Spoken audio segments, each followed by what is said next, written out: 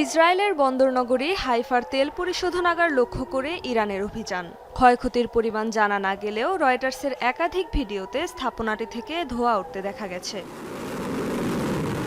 বৃহস্পতিবার যুদ্ধ শুরুর পর ৬৬ দফায় ইসরায়েলের হাইফা ও আশদোদে জ্বালানি স্থাপনা টার্গেট করে ক্ষেপণাস্ত্র ছোড়ে আইআরজিসি।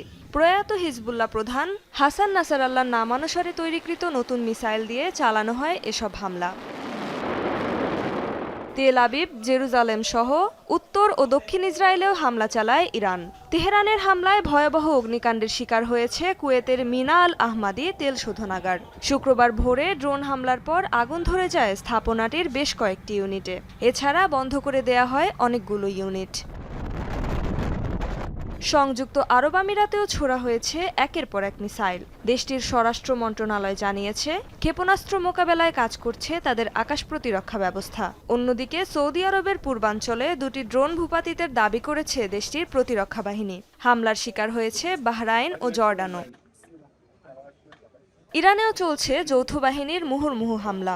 শুক্রবার ভোররাতে তেহরানে ৪ থেকে ৫ দফায় বিমান হামলা চালিয়েছে আইডিএফ। বিশেষ করে শহরের পূর্ব দিকে চালানো হয় জোরালো হামলা। এছাড়া আক্রমণের শিকার হয়েছে পশ্চিমের কারাজ, দক্ষিণের কেরমান এবং হরমোজগান প্রদেশ। হরমুজ প্রণালীতে আইআরজিসির একাধিক নৌযানে হামলা চালিয়েছে যুক্তরাষ্ট্র। মার্কিন জয়েন্ট চিফস অব স্টাফের চেয়ারম্যান জেনারেল ড্যান কেইনের দাবি, মাইন বসানোর কাজে নিযুক্ত ৪৪টি ইরানি জাহাজ ধ্বংস করেছে ওয়াশিংটন। এছাড়াও তেহরানের আরও ১২০টি জাহাজ নিশ্চিহ্নের দাবি করেছে পেন্টাগন।